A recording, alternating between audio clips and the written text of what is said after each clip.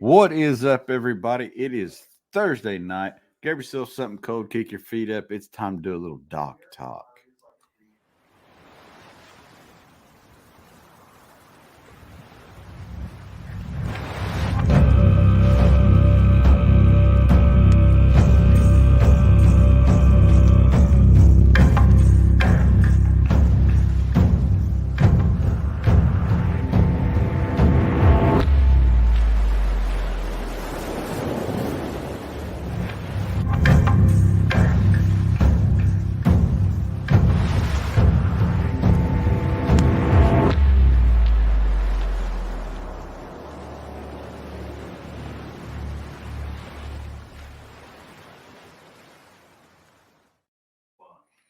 Welcome back, everybody. We've got a couple special guests coming into the house tonight for a little Jackson Kayak Doc Talk. Let's bring in the tonight's new.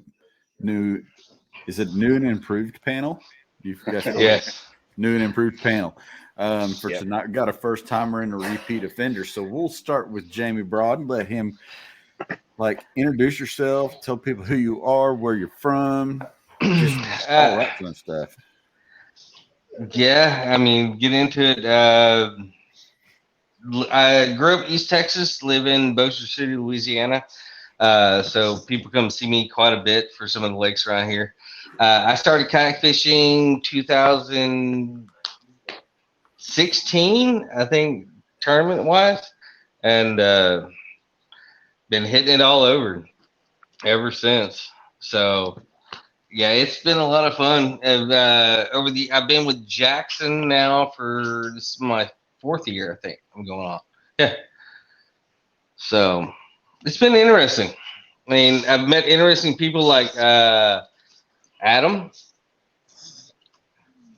You remember the phone call when Adam started hitting tournaments around here. It was like I called him. Was like, "Who are you?" Your first 5 words to me are, "Who the F are you?"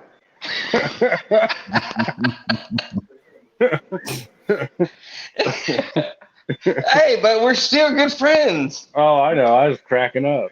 Everybody's got to start somewhere. You're just mad because I just beat you.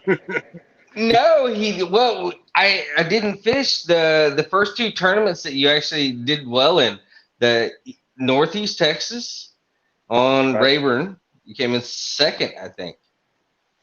Second behind Taft. That was for the Classic, and then Merval. Yes. Yeah, and that's what I was like, okay. That's when I made the phone call. You called me after KBF on Caddo. Yep. Yeah. Oh, yes.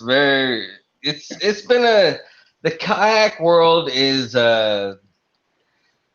once you get into it and you meet the people that have been around for a while, and like with Adam, when we met, he was just getting into it. I mean, it's really cool.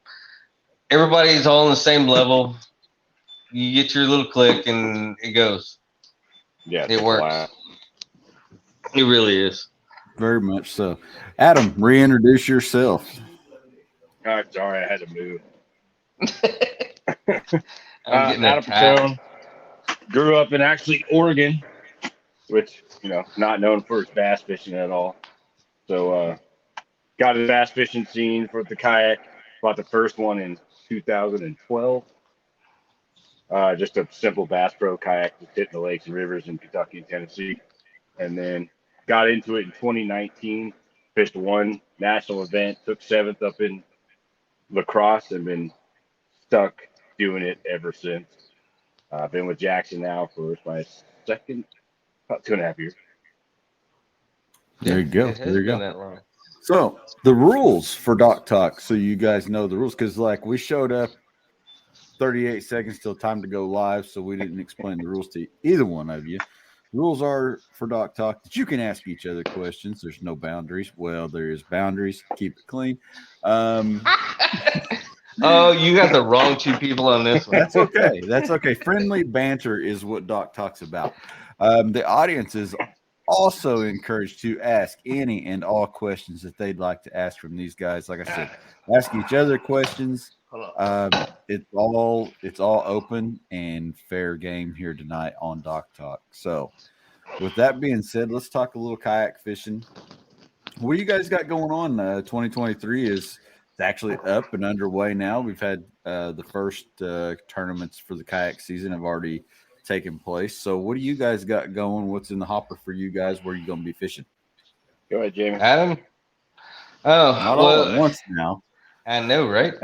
Well, I know Adam, he just hit Florida, which I had to miss out on that one. I'm trying to save up. I mean, there's so many different series now. I mean, between Hobie, Bassmaster, KBF, it's all over the place. You have to decide on whether you're going to focus on one series and travel all over the country, or are you going to just pick what's local?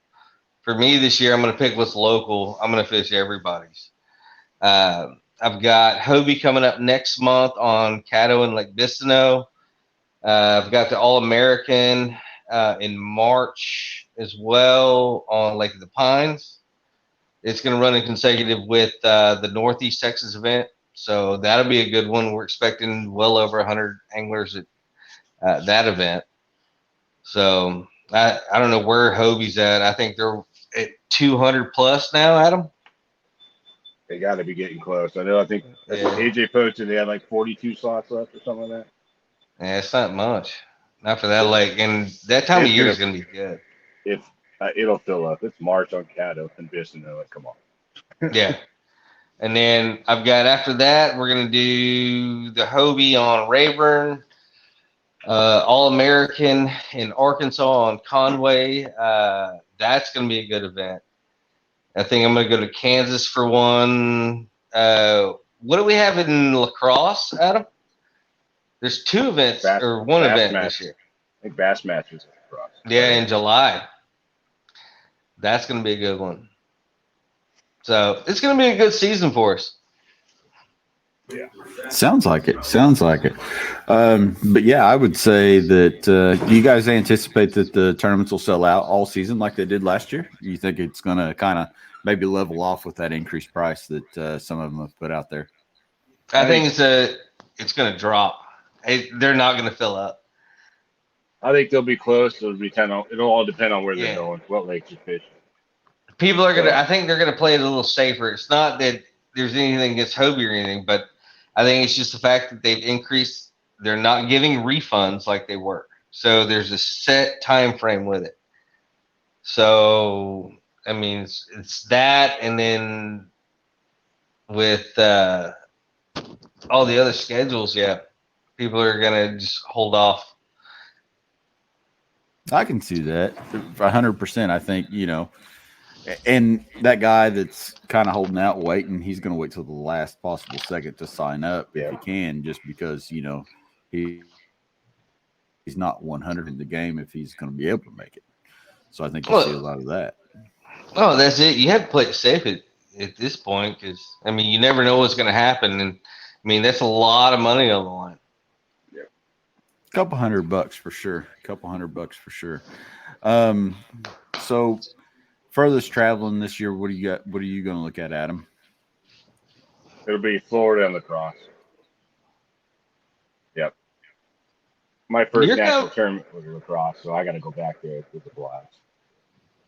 You're coming here first. Yep, I'll head down to Harris Chain next weekend, and then the next one will be down there at Caddo. Yeah, and La Crosse, I've always heard good things about that, and I've heard there's get chewed up by an angry beaver. It's just fun. Yeah, just getting back in the backwater. It's good. And there's plenty of access at La Crosse as well, from my understanding. I've never been. It's actually one of my bucket list places, not because of big fish, but just because who doesn't want to go throw a freaking frog for like 8 hours straight?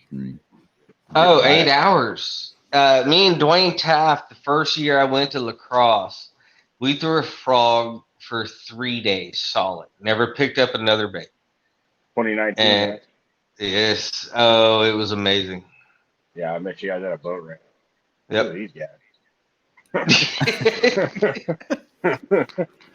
How long have you guys been married?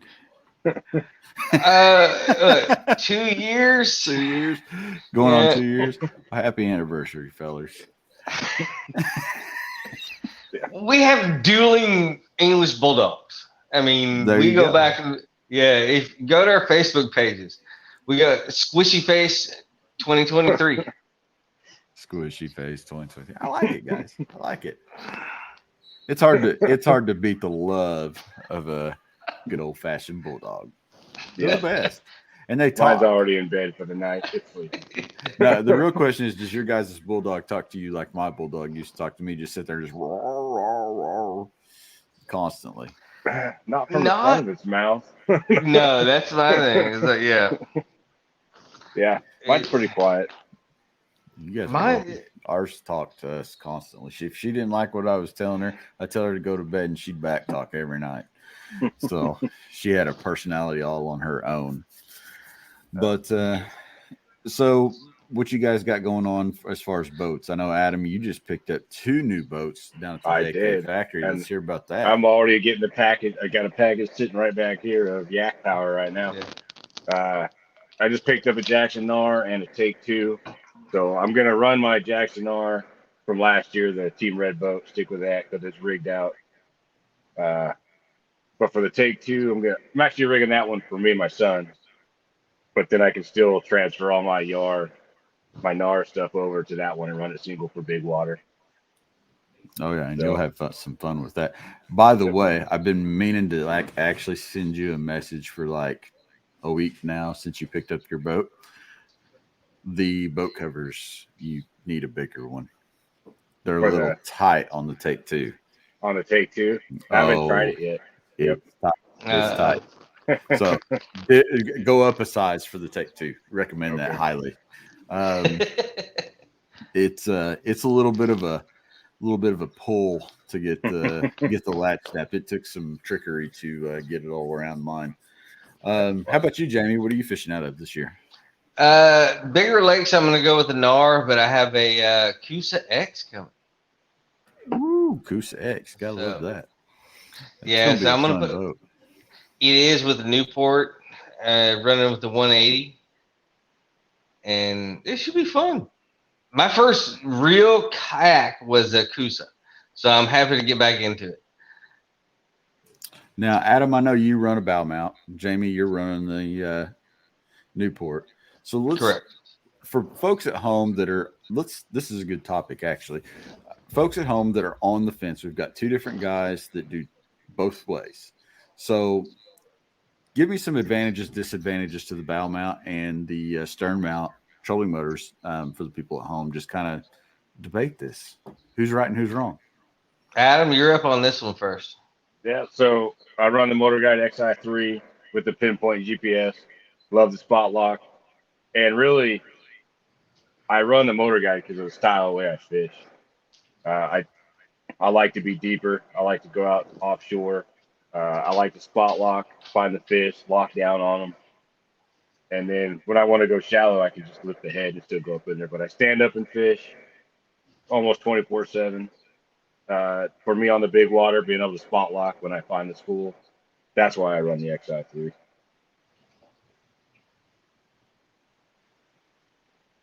And that makes complete sense. I mean, I feel like if I was going to move towards a motor, I would lean that way. Just like you said, you're able to set up in current, cast it back up into the current, bring it down. It's a natural and with these presentation. New boats, it's not like I'm going 3.2 miles an hour and fully loaded. I'm going anywhere from 4.1 to 4.6, depending on, if you're running a saltwater, which is crazy, or a freshwater, it actually goes fast.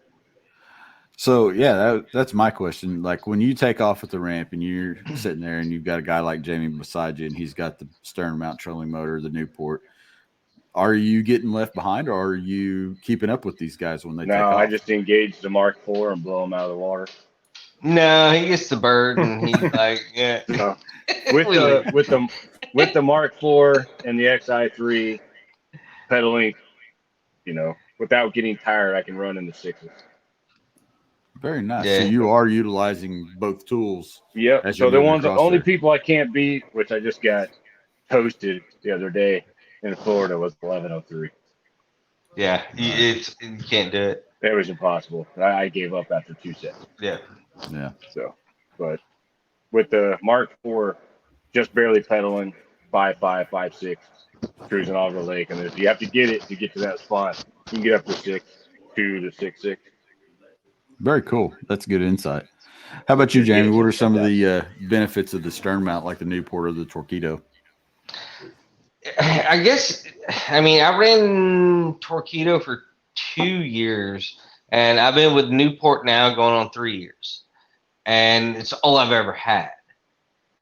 And I'm so used to it. I've learned to adjust, to different wind conditions, current conditions. So I've learned to position myself pretty well in somewhat deeper water conditions. But me personally, I don't like the spot lock. Even on my big boat, I have a bass boat, and I think I've used spot lock twice ever. Just don't do it. I don't know. I got power poles. And the grass. I think you guys can run through grass so much better than a 55 and below pound toy motor. And Adam, you've been down here. It's like, if you run a bow mount, I hit stumps at 5 miles an hour. Yeah. And I don't have any worries because we're going to hit stumps. We're going to hit, you hit those ones that come right up on the edge of the boat that you think are going to flip, but you don't. Yeah.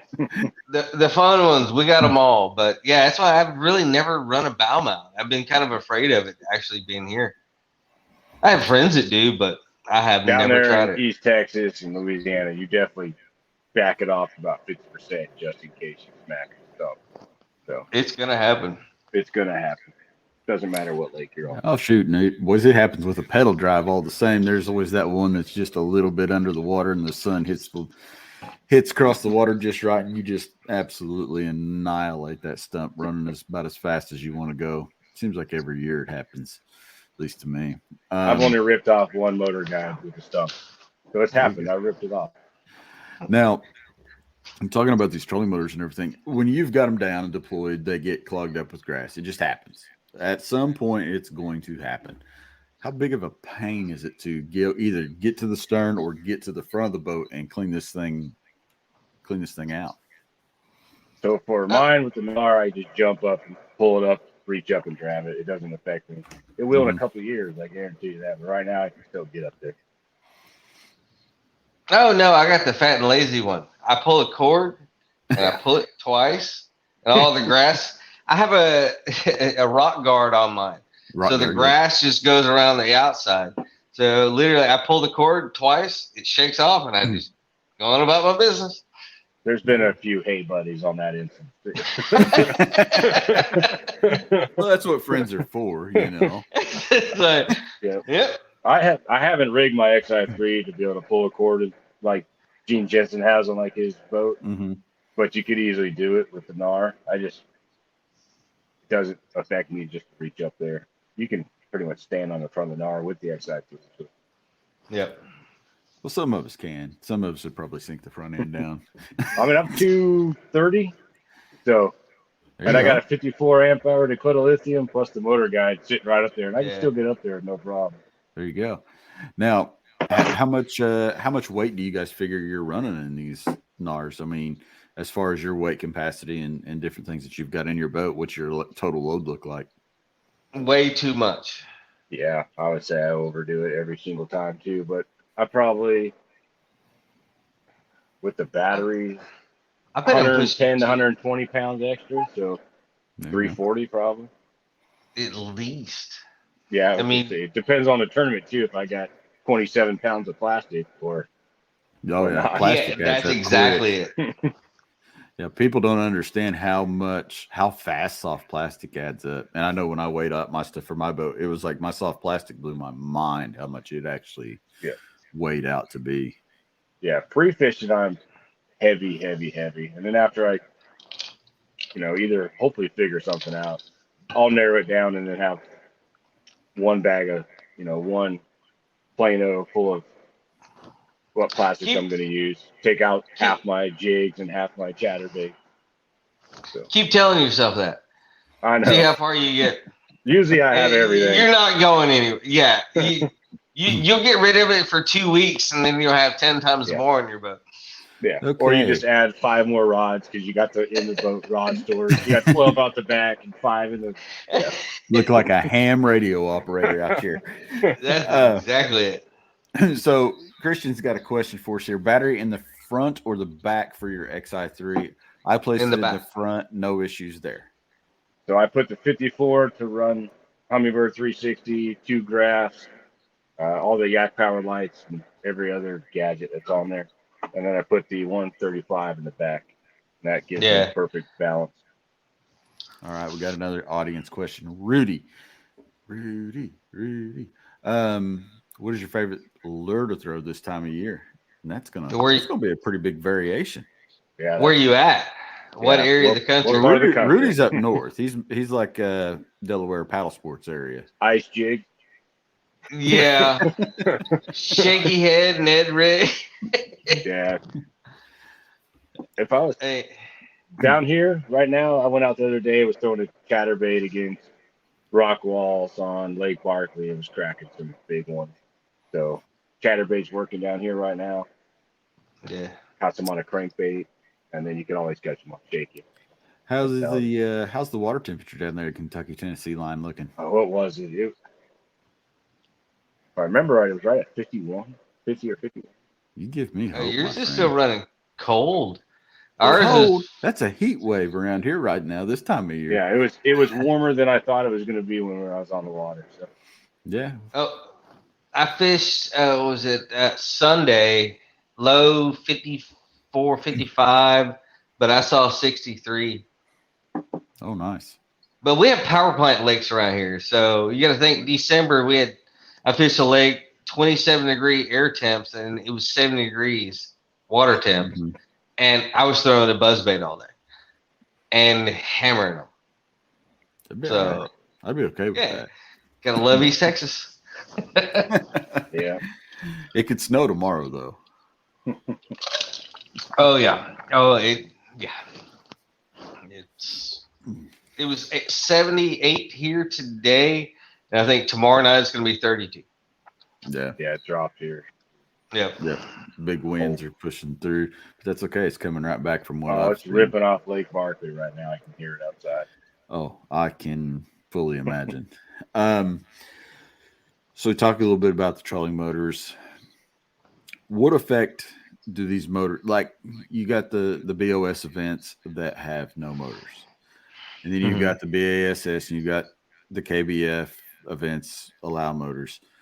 Mm-hmm. Which ones do you guys feel like you are liking better? Do you actually like going to the BOS events where you have the no motor and it's man versus man, or however you want to word that, person versus person? That's going to be a good one. For a little bit of, that man-to-man competition, do you feel like that adds to the tournament, or would you just rather have the motor and just go about it that way? I think for Hobie, it would be different if you weren't allowed to pre-fish with motor. Because I can run and gun, take 200 amp hour batteries, run 20 miles, find my spots, and then plan my launch and my route that I'm pedaling to keep myself, from going 20 miles in a day. So does it make a difference for what I schedule? No. I'm still going to fish Hobies because, Hobie, it's a fun event. 2 days, which I enjoy the 2 days. But after day one, I'm like, okay, why can't we have motor? Yeah. And that's one thing with the motors. You really do. It changes our whole fishing style of how we even prep to go into it months into advance. You'll break down a certain area. You'll put limitations on it. You give me a motor, there's no limitations. If I got to go 6 miles to a spot, I'm going 6 miles to a spot. So on some of these events, worst part is most of us will still do that while pedaling. You're just wore out. Yeah, that's yeah. As a full-time pedal guy, yeah. Yep. You'll go as far as you. I pedaled my first year and a half. I didn't get my first motor until I actually fished. The first time I fished a motor was the 10 house. So, and after that, I was never going back. So let's say a new trail's starting up. What would you like to see? I mean, would you prefer it be a motor trail, or would you, if it was a new trail breaking the ice, or everybody was going to go one way or the other, which way would you rather see? Honestly, I don't think there should be any limitations other than the motor size. Like, you can't have like, if you got it, use the tools that are out there. Yeah, and the only thing I have against, I mean, with Hobie and everything, me and AJ are really good friends. I love the Hobie series, but I know a lot of anglers, especially a lot of veteran anglers, that cannot pedal. Yep. So they won't participate in the Hobie events because, I mean, they're not going to go into an event like that on that level paddling. Right. So they would lights out, sell out 400 people every time at the end. Yeah. Because, I mean, a lot of these guys, they run motors and they're good because their knees are shot. Knees are shot, or elbows or shoulders are shot one way or the other, yeah. If it was a legit disability, I think they should allow them to have motors. I have no problems with competing against people with stipulations that effect. There you go. Mm-hmm. So here's a question. Rudy's got one for you. Well, I'm going to go to Jeremy Baker's here first. Will Jamie ever beat me on Lake of the Pines? Oh, it's coming next month. Don't worry. Just like every other lake. I might drive down just to beat you too. So. Oh, please. And if you're watching this tonight and you hear some of these questions, it's because the actual Jackson Kayak fishing team is chiming in to throw a little shade these guys' way. So Rudy is asking here, how many events with motors do you see where anglers placing in the top 10? So do you think it matters having a motor where a person places? I mean, obviously there's been a guy that went around over the past year, done very, very well in the Bassmaster and some Hobie events, and he paddled. I mean, so clearly I don't think it matters. Do you guys? I don't think it matters either. Not at all. I think it might matter. It might matter on the 2-day event a little bit. Yeah, especially if you're probably paddling. But really, no. Because if you found the fish and they're 12 miles away on a Hobie, you're still going to go 12 miles and go catch it. Oh, 100%. So 1st of December, I was at Pan Am's in Mexico, and one lady from Mexico City, no motor, no electronics, anything. She ended up 4th against Scott, Guillermo, me. I mean, Josh Stewart, Christine, everybody was there. Cody, and she held her own for 2 days. It doesn't matter if you can figure it out. Oh, 100%. And, I think there's, even with all the electronics that are around Live Scope, which is, somebody says it's the devil, but I just, there's a lot of people out there throwing shade at Live Scope. I mean, before that, it was side scan, down scan. I mean, it. Some people would like us to be out there with the old paper graphs going back and forth, I think. But I still think, and you guys weigh in here, being able just to visually read the water and see what the water's doing sometimes with the winds or current. I mean, you're going to catch fish that way, especially if you're a bank beater. I mean, you don't have to be 3 miles offshore to catch them. I mean, you can go beat the bank and find fish, and, being able to read that water is going to help you. I think being able to read a topograph map probably puts me in more places than just reading the water. Being able to break it down. Yeah. But you're still, I think, when you're looking at like a topo map and you think about like maybe the wind direction for the day, you always look at the wind, and that kind of tells you a little bit on how you're going to set up. You're putting it all in, still playing current, wind, weather. Yeah, it all plays in. But being able to read those slight subtleties in those contour lines can put you right on the juice faster than going out there and casting. A 200 yard section that drops there. So, and some of this new mapping is incredible. It really is. Pretty good. Even this time of year, starting just to the north, bank that's got it's north and it's got the south sun just beating on it all day long. I mean, can make a huge difference for somebody that's just out there looking for fish. Mm-hmm. That's a monumental tip. Go write that down if you didn't know. I've got Live Scope. I've had it on my kayak for 2 years. I've used it in 2 events total in 2 years. I think we used it in the swimming pool in Florida more than you used it in the tournament. Yes. I don't like it in a tournament because you end up focusing on the head unit more than you do anything. Yeah. I'm hearing that. So you feel like maybe you lose that awareness a little bit? Yeah. I pre-fish with it.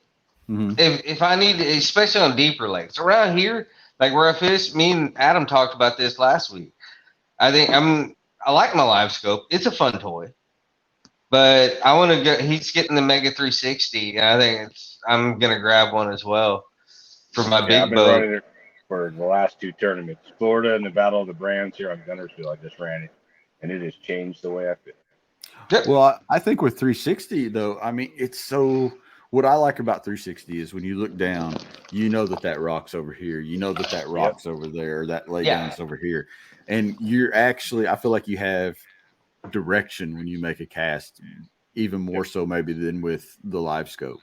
Mm-hmm. Yep. And it shows you when you're running down the bank just how much opportunities you've missed at targets that are on the opposite side of your boat. 100%. Yeah. Okay, that's a log. There's a brush pile. There's a rock. There's a school of fish. I mean, it's been incredible. Florida blew my mind. Okay, I was looking in the wrong spot the last couple. Well, and I think, even like you get in a smaller 15, 20 feet wide creek or probably bigger than that, probably 30 feet creek. I mean, you see, you're mapping the entire bottom the entire time, and it's incredible what it does. I mean, it just gives you such a better picture of what's actually down there. And then the first time you actually see a school of fish on it, like, the rice, it's wild. What's the most interesting thing you've seen on the 360, just out of curiosity? Gunnersville, I saw like a canoe, I'm pretty sure. A canoe? In like 10 foot of water, I swear it's a canoe. I don't know what it looked. It could have been a log, but it looked exactly like a canoe on the bottom. Oh, that's cool. Very much, very much. I like 360. I've been a fan of it. I have not put it on my kayak. I muted myself. I like 360. Not put it on my kayak. It's something that I kind of want to put it on there. I think if I'm going to make a move, and I think that's the one I'm going to go with. It'd be hard. I thought it was going to offset the boat a little bit, but no, you don't even know it's there. And the best part is I don't have to use my hand and control it. You can just go down and just keep glancing at it every once in a while. It's made a difference. I feel like you could almost, if you wanted to, you could just lock your Live Scope on and just spin your freaking boat. Really, if you wanted to, you're in a kayak, so you could just technically spin your boat, set up on the fish, and then keep pointing at them. The side scan is amazing with the 360. I have not done. It changes it. Yeah, so you can switch the side scan and use its head. Oh, it's awesome. It's a lot clearer. It's a lot clearer and cleaner, I think, than the previous models. And then you've got the Mega, which even takes it even further on the Hummingbird unit for the 360. It's definitely a worthwhile investment for somebody that's on the fence. I think I would have to agree with you, man. I have to agree with you. You just get more pinpoint accuracy on where you're casting with the 360. Now, I think live teaches you some things, like when you get close with the trolling motor and you watch those fish that are suspended and they just drop to the bottom. I have seen that a few times on the Live Scope, and it's pretty wild. I mean, when you start studying the fish, and what they do is that sonar ping gets closer, that trolling motor gets a little bit closer. It's pretty incredible. It is, but it makes the day go by so fast. I fished the Bassmaster on Fork last year, and I played with my live. It was I think it was my second event ever actually using it during an event. And I watched it until 11 o'clock, and I mean, literally, I thought it was like 2 hours. I looked up, it was 11. It was like, oh God, I got to get off this thing. And I just went to fishing, and I caught fish. So you're saying it's like being on TikTok? No, that's exactly it. Going down the rabbit hole. Yeah. That's it. It was like the internet rabbit hole. Dwayne Taft was wearing them out on the bank line. I'm out in trees playing around going, holy Jesus, did you see the size of this thing? It's like, I mean, it was awesome. It's like I got to see some huge fish, but it's like it was trying to get it to work right, and then the wind, because I was in 20-mile-an-hour winds on Fork, which is not fun, and it was cold. It was just a bad day, but it was like, all right, I had a blast, but it was like, that's not how I want to fish a tournament. Right. Yeah, it makes sense, man. Rudy's back in the questions. Let's hear about that big fish that jumped off the measuring board. I don't know who was that. I've had one, and you've had one. You've had one too, haven't you? I've had a couple. I had a 2150 at Nick and Jack at the FLW event. They would have tied big bass to the entire event, and it jumped off my board at 8 o'clock on day 2. I was ready to go back to the boat ramp. Oh, that sucked. I haven't had one that affected my tournament standings. I did have a 20-inch at Bassmaster that I caught out of the mouth that took me out of the top 10. Oh, yeah. Yep. I remember that one. Because we were bed fishing, and I thought she ate it. Set the hook, got her in the side of the face, got her in, was like, oh, no. Foul hooked. So, as we move towards tournament season, new people always like to. I think the biggest struggle for anybody new to get into kayak fishing is putting the fish on the board. That's the scariest, most intimidating moment I think that anybody goes through when they first get into kayak fishing. Because I think tournaments. everybody does it on their lap at first. Yeah, that's actually my question. Lap or in the floor? I do it on the floor, angled down. That way you get a little pressure on the face, net blocking the side, hanging off like my graph, and then hold on for dear life if it's small enough. So. Yeah, that's pretty fair. That's very fair. But if you're doing it on your lap, I feel you're gonna lose. You're gonna lose fish in my mind. You will. I would take the time to situate that board either long ways in your kayak and get the picture on the board. You're less likely to flop it. And take a second and just dip your board. Yes, 100%. It doesn't take a whole lot, but just remembering that, especially on the bigger fish, that's you're so worked up you don't even think about it. You're just like you just want to get a picture. Yeah, it's like sitting on a hot car seat. The other day, and they said they don't dip their board because they want it sticky so they can get that extra 1/4 inch off the tail. And I was like, kind of different perspective on it, even though I figured you're taking off some scales on that one. Though. Yeah. Just keep slapping it on the board a couple times on the wet one. It'll stick. It'll get that suction behind it. And do the Kenwood finger in the butt. You're good to go. Yes, exactly. It actually works. And I feel like too, when the board's been wherever we've got our board on the boat, and it's the dead heat of June, July, August, the boards get hot, and you put a board on a fish, it starts flopping. It's like sitting on a freaking hot leather car seat. I mean, think about how that feels, and you probably jump up a little bit too. So I think wetting that board down, cooling it down just a little bit probably does help in that aspect. Fish grips. Yeah. Or net. Fish grips I started out with fish grips for like the first 3-4 years, and now I just carry a net. I don't use fish grips. I lost a 19 in Wisconsin on fish grips. So after that, I just put them in a net, just let them chill on the side of the boat. Yep. I'll wait. 23 on fish grips. I'll never use them again. Did you really? Now, I will use a donkey leash. The donkey leash. That one seems to work pretty good. I've never had an issue with that one, but I had a pair of fish grips, and I lost lots of fish off the side of the boat. The 23 was the only one in the tournament, and I about cried. So I have a little set saying: if I think it's over 18, it doesn't go on a leash; it goes in a net. Yeah. So I haven't put one on a leash in a long time, probably 1.5 years now. I just use the. I haven't either. I have them in my boat. It's still tied to my seat, but I don't use them. So what do you think? What do you think would be an improvement to fish grips to make them hold on to the fish just a little bit better, especially those bigger ones? I think all of them need to have some type of strap on the handles where you can cinch it down and Velcro. Even the donkey grip one. Even though I haven't lost a fish on it, I still worry every time. Mm-hmm. When you really come down to it, though, there's always going to be a little bit of a chance of them getting off.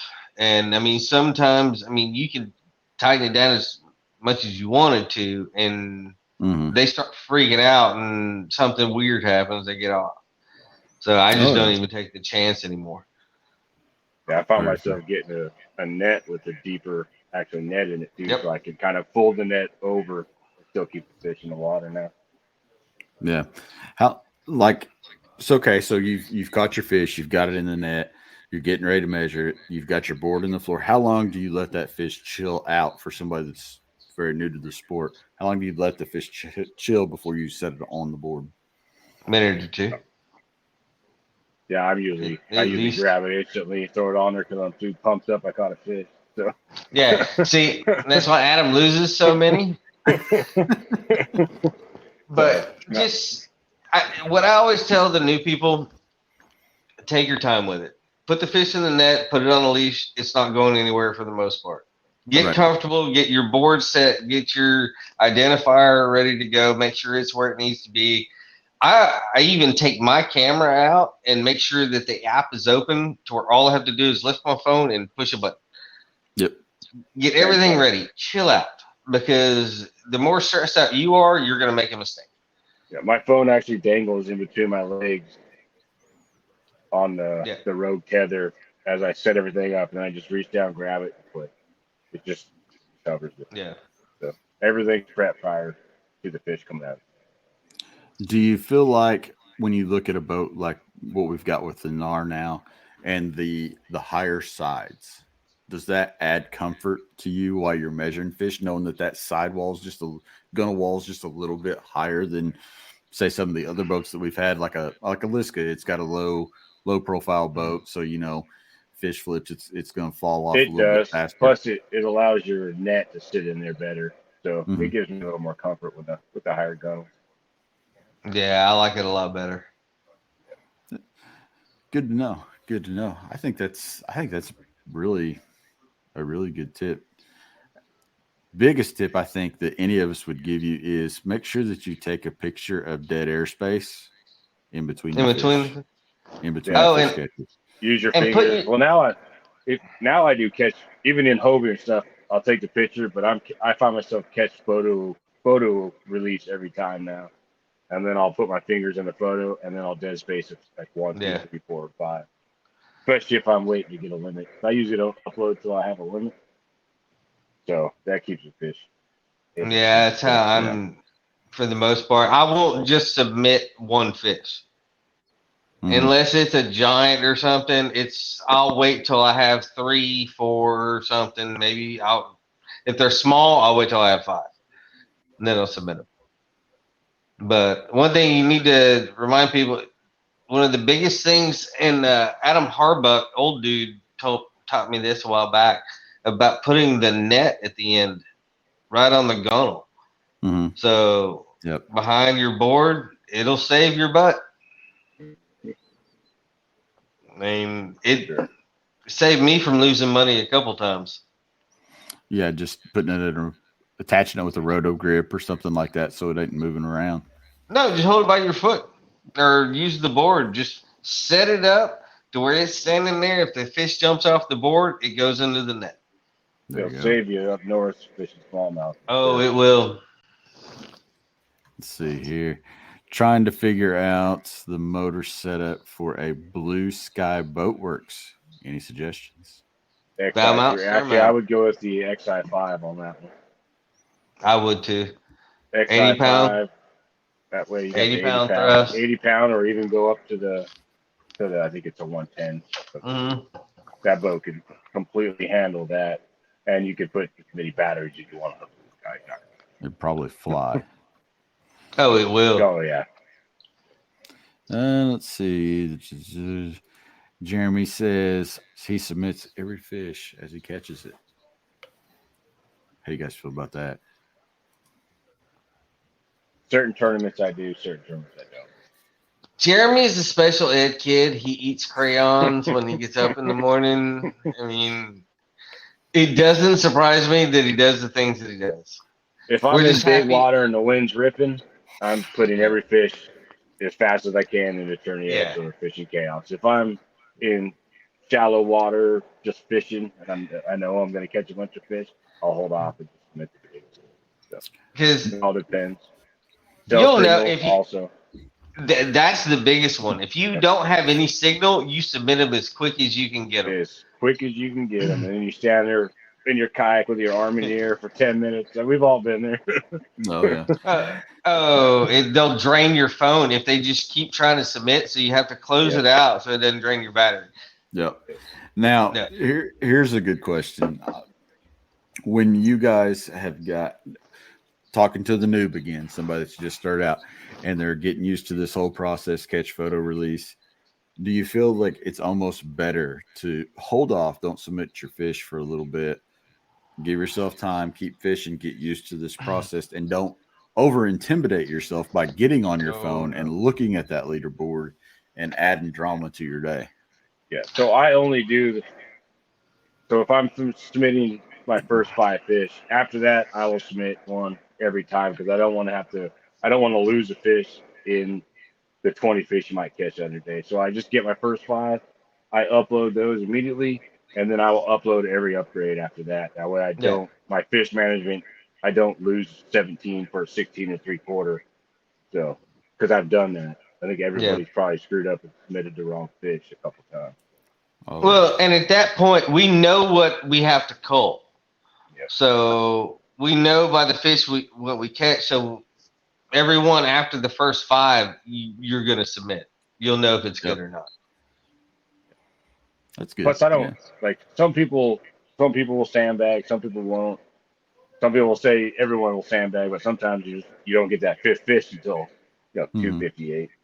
But I think the scoreboard, the sponsors want to see it, the tournament directors want to see it, everyone watching wants to see it. It's part of the excitement of action. When you can't fish it, what are you doing? You're sitting on Tourney X or Fishing Chaos watching the standings go, wishing you were there, and when it's all zeros because everybody's holding on fish, you're like, okay. Yeah, that's exactly it. Here's a $1 million question. Tourney X or Fishing Chaos, which do you prefer? Yeah. Doesn't matter. No. Either one. They both have different capabilities. They both do the job. I don't care if you're fishing Tourney X or if they're Chaos. I'm still going to come fish your trail. So.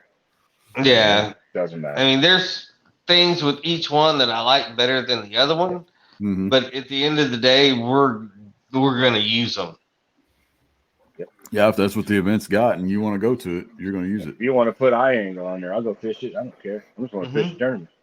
Yeah, I'm not going to be one of those people that, no, if it's not Tourney X, I'm not going to do it. If it's not Fishing Chaos, I'm not going to fish it.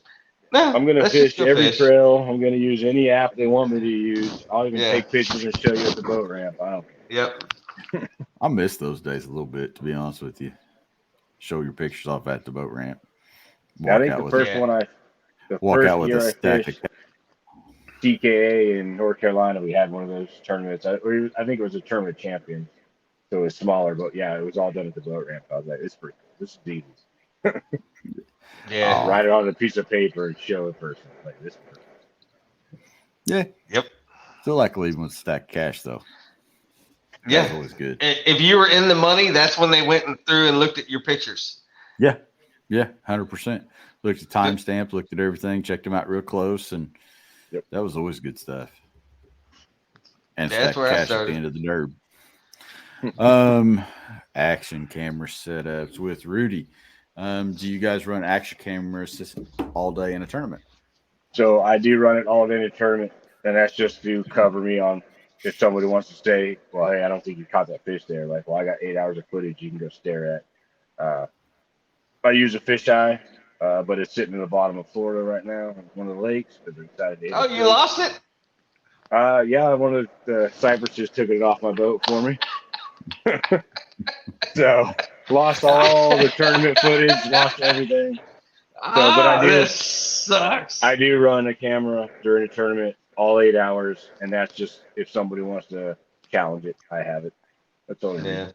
I think that's great advice. And plus, you get some pretty cool shots, so you can put it on your social media. Really, it's just to cover the bases if somebody wants to challenge it. Yeah. Yeah, I think that's a great idea, especially in kayak fishing, where you guys don't have a marshal or somebody out there following you around. Jeremy says he will sell you a Tacticam. Oh, that's what I have, Tacticam fish app. Oh, I've got two of them. I haven't. So I got another one, so I'm covered.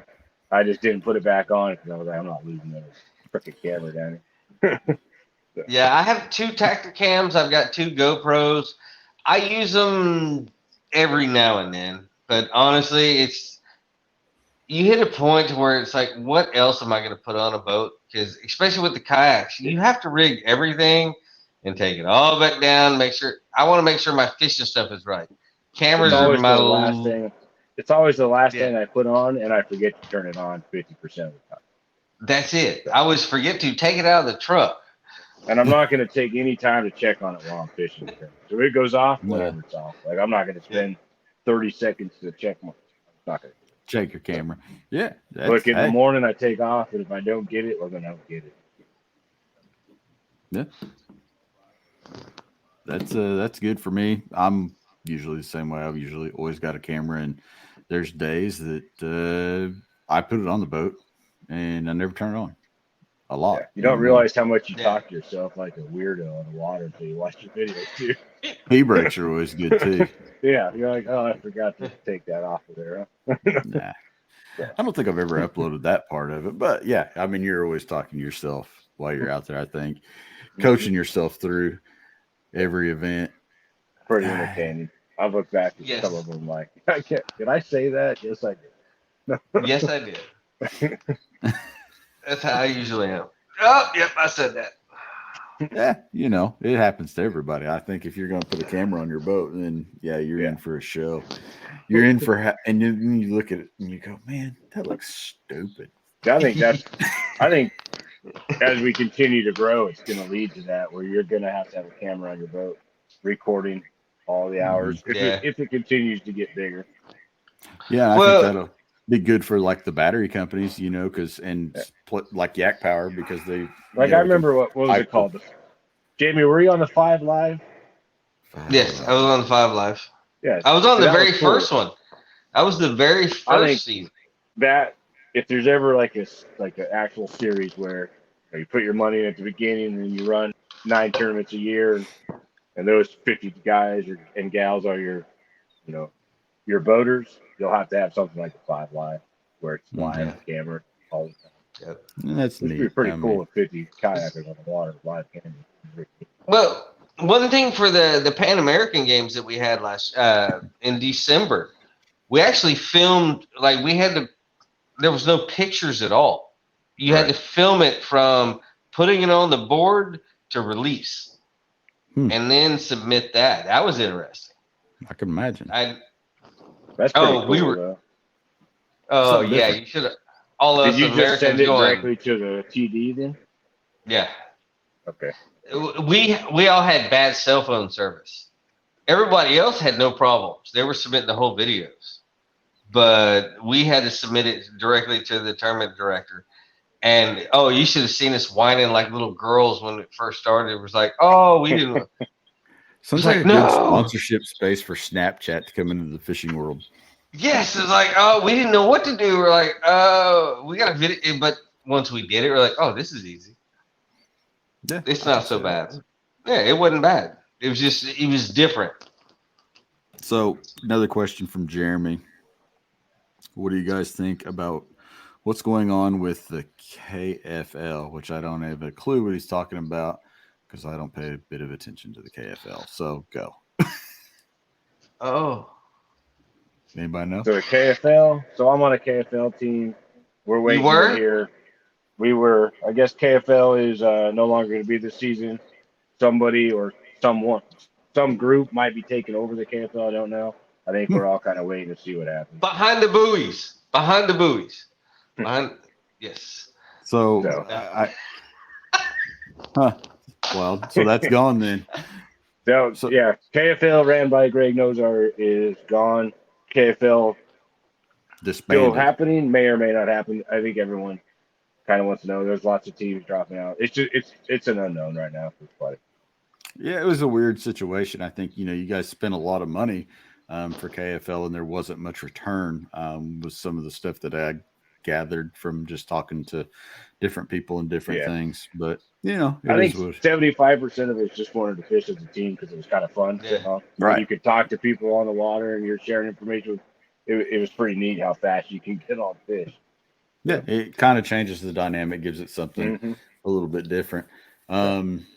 You guys gonna fish the JK Trail, USA Bass and JK Trail? Where you going? You gonna fish it? I will fish a couple of the Kentucky events. There you go. No lean, and what was it? Rough River in your neck of the woods. No lean and rough. Yeah, they're about an hour and a half away. I've never fished them. I might run up there just to dive in on a couple. They're good lakes. You'll have a lot of fun. You're gonna catch a lot of fish. We're co-hosting. I'm on the board for Northeast Texas, and Lance McWhorter's he's going to run 2 events with us. Yep. Simultaneously, so that'll be good. And he's got Southeast Texas, Northeast Texas, so he's spreading it out a little bit. I really want to hit the one on Lake Worth and Eagle Mountain. That one's going to be money. Fun? Wasn't that fun last time? Yes, that was fun. Yeah, that was money. That was the only time everybody at the house took home checks. We all took home checks. 250 points. Completely different water. At the Classic. What's that? I said 250 points, and we'll see you guys at the JK Classic. Yeah, that's kind of the goal to get up there. 250. So. 250's. Considering I live on Kentucky Lake Barkley, so right, it's 100 yards. You'll be there anyway. You'll be at the Classic anyway, hanging out. Let's see. Jeremy says, let's do it. Lance says the Eagle tournament was insane. Yeah, that's pretty much all the comments. Well, fellas, we've made it about an hour. I don't know who we educated or what we educated about, but we got on the radio and we talked for a little bit tonight. That's all that matters. People got some fishing, and hopefully everybody's getting ready to do some fishing here real soon, just in a few weeks. So as we close this thing out, I'm going to let you guys tell people where to find you on the social medias, and then thank any sponsorship that you guys want to thank. Jamie, you can go first. Find me on Facebook, which everybody here is. Instagram, Jamie Broad Fishing. Come find me. I mean, I don't have any YouTube, anything like that. I'm old, so yeah, I'm just stuck on the Facebook, really. We know. Shut up. Yeah. I mean, Dakota Lithium Catch Jackson is one of my biggest, and I love being on that team. It's great to hang out with people like you guys. So, I mean, Fish USA has been real good to me. I mean, Yak Attack, Crotalus Rods. Me and Adam are both on that team. Rob takes really good care of us and builds us all our rods. So, yeah, if it wasn't for these guys, we wouldn't be where we're at. And without these companies, yeah, we'd still be doing the normal bank fishing and everything else. About you, Adam, what do you got? So Adam Petrone Fishing at Instagram, and then my Facebook page. Sponsors, got to thank Jackson. I pretty much have the same sponsor for Jamie now that he said it. The Dakota Lithium, Jackson Kayak for sure. I love their boats. Love being part of this team. Crotos Custom Rods, like you said, that rod is amazing. I carry way too many of them on my boat, and I'm getting more in a couple of weeks.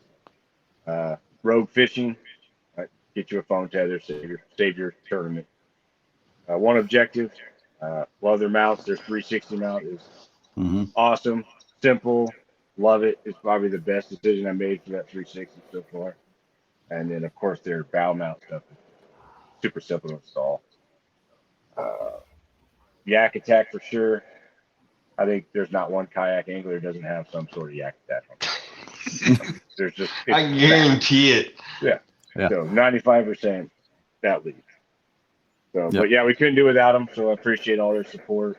Looking forward to the 2023 season for sure. Looking forward to get down to Florida here. I only get 1 day of pre-fishing, but this got a job. There you go. And as always, thanks to Jackson Kayak. We got a whole bunch of new accessories out. JacksonKayak.com. Check those new accessories out. Check out the Coosa X. Check out the NAR. Check out the Coosa FD, the Take 2, all the fun boats we got at Jackson Kayak. And if you're feeling frosty, get you a whitewater boat.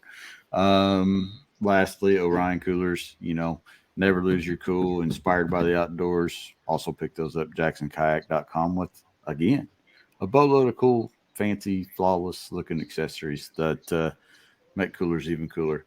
So with that said, we will see you guys on the next one. Remember to check this episode and other episodes out every Tuesday on Spotify, Google Podcast, whatever else there is, except for Apple, because I ain't smart enough to make that negotiation. But anyway, we'll see you guys next time. Have a good night. Bye. Bye. Bye.